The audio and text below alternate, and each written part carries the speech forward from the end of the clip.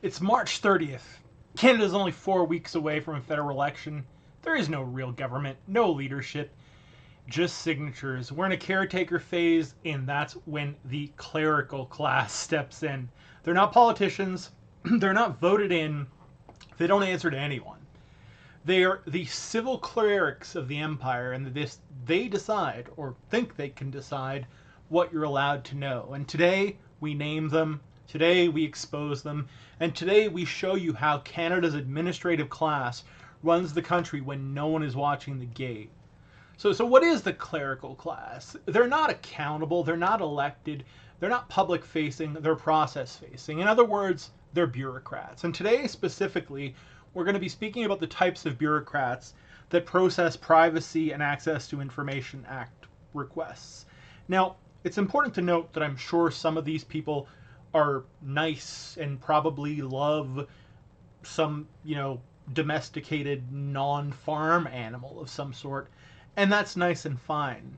But at the end of the day, they are perpetuating a system of systematic metadata collection and doing everything within their power, as obfuscative as it might be, to deny ordinary citizens like me and like you the right to know what the government holds on us. And they weaponize neutrality. They say, well, we're just following procedure. No, the truth is, and the clerical class is a threat to Canadian national security and well-being, is that the clerical class is enforcing ideology through delay and denial. Mind you, during the type of caretaker period where we're in this liminal state where Parliament has been dissolved, but the cabinet is still theoretically there. Ministers can issue decisions and the prime minister can respond to crises, but they can't make substantive new policy. Rather, that falls to the Privy Council, the permanent bureaucratic state that maintains quote unquote order during this interregnum. So during this caretaker government period, they are the state.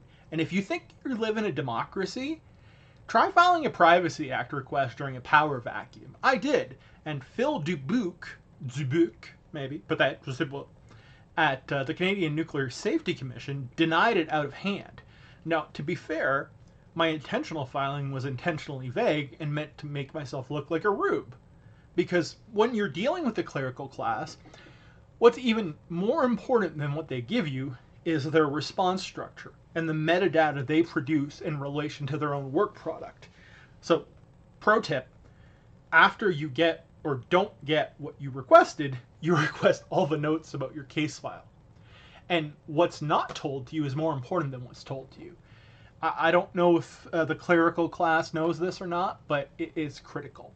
But in this case, this Dubuc fellow denied it arbitrarily, without justification. So I did what media is supposed to do. I named him, I published him, and based on my interpretation of the Canadian Conflict of Interest Act, I conflicted him out.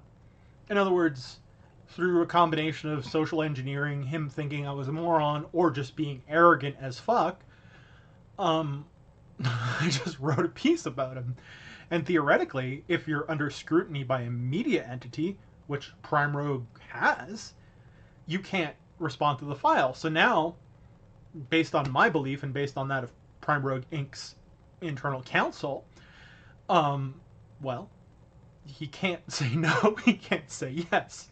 Now, this is the clerical class, so we're likely to get some bullshit on Monday. But I looped the MP and our media shop in, so we're going to see what's going to happen. But the fact of the matter is when we're talking about the clerical class, just like the MAGA fifth column, they're using power. The MAGA fifth column, Maple MAGA fifth column is power from abroad. The clerical class is power from within to undertake a coup without guns. The clerical class doesn't use violence. It uses silence, policy, and procedural gatekeeping. It blocks access, it stalls information, and, well, it pretends to be invisible. Until you name them, of course. So this isn't governance. It's a quiet coup being executed with letterhead instead of files. In a real democracy, the machine stops when power transitions. In Canada, unelected officials in the bureaucracy keep governing because they will bear fair and true allegiance to His Majesty King Charles. Um, wait, I will bear fair and true allegiance to Her Majesty Queen Elizabeth II and all of her heirs and successors. I think that's what it was when I took it. But the bureaucracy keeps governing while pretending it's neutral. They're not neutral. They're empire loyalists, and that's what makes them dangerous, and that's what makes them a threat to our country. And why does this matter right now? We're entering a high-risk window. The election means uncertainty, the collapse of the American empire means global instability, and the administrative machine is protecting itself rather than the public. If you're investigating nuclear security, civil defense, defense procurement, collapse scenarios, good luck. You're not going to get answers during the caretaker phase. And that's by design, because we're in the gray zone of governance where unelected people act as if they have mandates. So what do we do?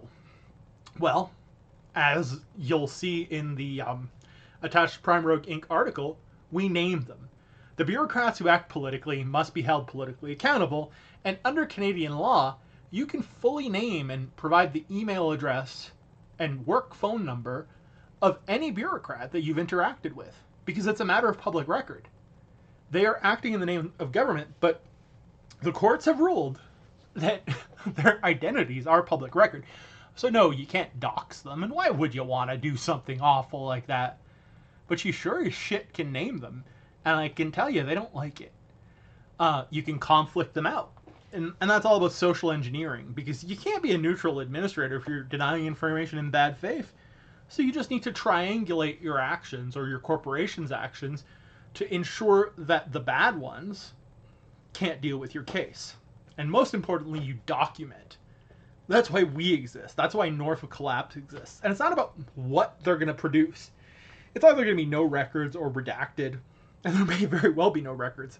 The funny thing about all of this is, unless the social media or OSINT intake vectors over at the Canadian Nuclear Safety Commission got one of my articles on why I believe Canada should develop a nuclear deterrent in the age of Trump, or some of my graduate school writings on the NPT, they're unlikely to have anything on me.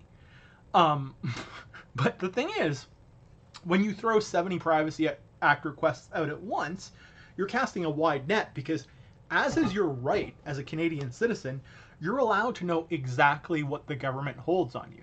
I mean, they can redact some of it, which is borderline absurd, but at the same time, So that's why I have 70 Privacy Act requests. 70? 60 or 70?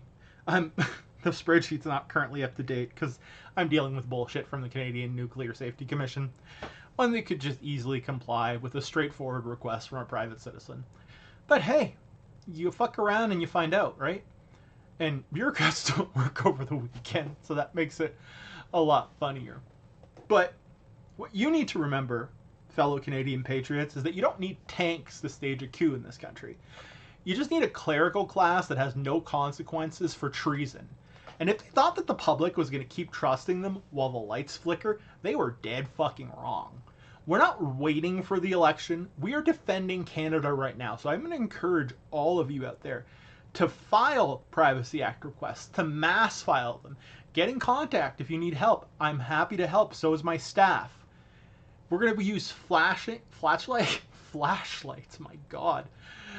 Filings and fire. And the clerical class, they better pray we never learn their names. But the thing is, we will.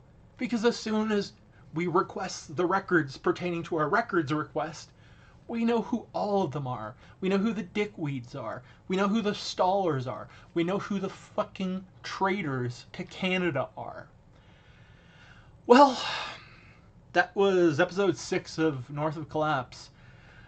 We have a lot of fun stuff coming in the next couple of days. We are launching Echo 13B, which is our new Echo 12B, I'm sorry.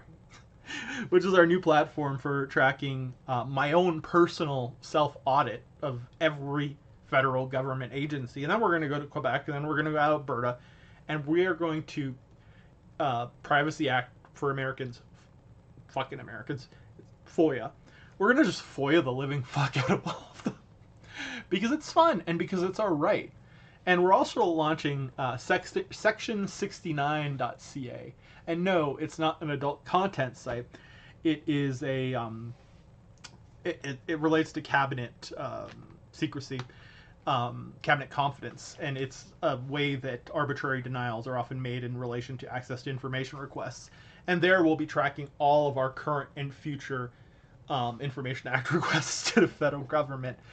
So, in the meantime, remember, the empire is collapsing, but we are stronger together, and we must and can keep fighting against enemies within, like the clerical class and the Maple MAGA fifth column, as well as that damn American Yankee scum. Cheers.